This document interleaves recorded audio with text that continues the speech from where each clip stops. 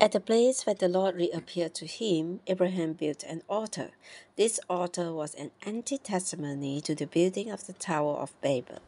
At Babel, men built a tower to make a name for themselves.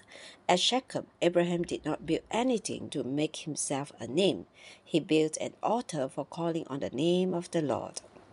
This signifies that when we arrive at a place that God has chosen, God appears to us, and we have a deeper, fuller, richer, and more intimate fellowship with Him by calling on His name.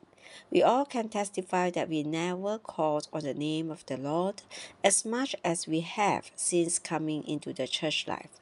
Calling on the name of the Lord follows the building up of an altar to the very God who has appeared to us. In the church life under the oak of Moreh, we have the intimate appearing of the Lord. What shall we do in response to this? We should build an altar to Him and put everything we are and have on the altar.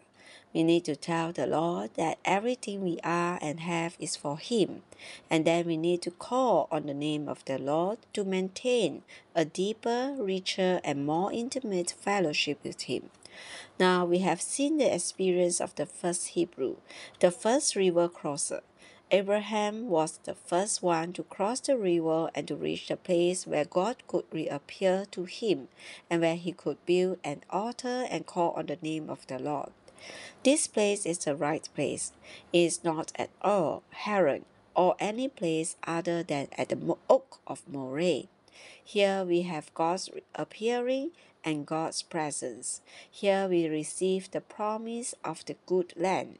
Here we can build an altar to the Lord, call on His name, and have intimate fellowship with Him.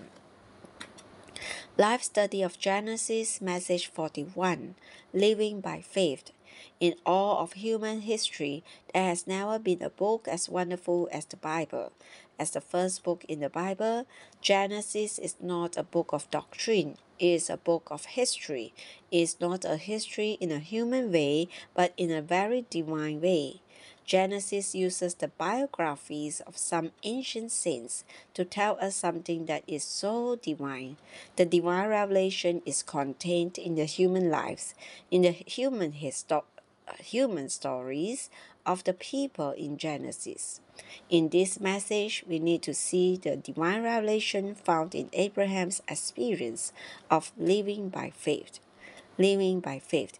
In some of the preceding messages, we have seen that the experience of the called ones has three aspects: the aspects of Abraham, Isaac, and Jacob. The first stage of the first aspect, the aspect of Abraham, was Abraham's being called by God. We have covered this point adequately in the last two messages. Now we come to the second stage of the experience of Abraham, living by faith, or we may say alive by faith. When we speak of alive by faith, we do not mean the life within, but the life without. That is the daily living, the daily walk of the called ones. This daily walk is not by sight, but by faith. Abraham's history is a seed. The entire biography of Abraham is a seed. It is not a seed of doctrine, but a seed of our history. Abraham's history is the seed of our history because our history grows out of his history. In a sense, we and Abraham are one in the experience of life.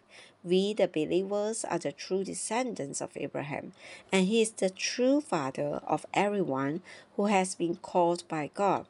When we read his biography, we are also reading our own. His story is about us. We read all of the chapters in Genesis about Abraham. We must read them in the way of realizing that his story is our story. We need to see that the steps that we must take in following the Lord, the first step is being called, and the second is living by faith. Have you been called? You must strongly say, Amen, I have been called. Abraham was the first to be called, and as we have seen, he did not answer God's calling in a clean-cut way, but in the way of dragging his feet through mud and water.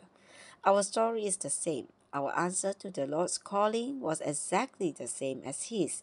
In principle, the seed is on a small scale, the growth is on a greater scale, and the harvest is on a greater scale. We have seen that when Abraham left Haran, he took Lot with him. Did you not bring a lot with you? If Abraham, the seed, brought one lot, then it is probable that each one of us has brought many lots. I'm afraid that some of those reading this message have brought more than 10 lots with them. By this, we see that our history is found in Abraham's biography. Regardless of how much Abraham dragged his feet through the mud and water, God was still sovereign. God is God. Abraham was not only called, he was caught. He came out of his country, his kindred, and his father's house, and was brought to Moriah, the place where God wanted him to be and where he reappeared to him. God's reappearing was a seal to Abraham's answer to his calling. God's calling was clean-cut, but Abraham's answer to God's calling was not.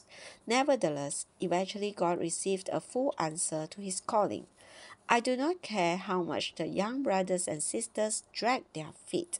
Sooner or later, they will be fully caught. The Christian workers at the Leading Brothers must have the faith never to be disappointed with the brothers and sisters. Never feel that a particular brother is beyond hope.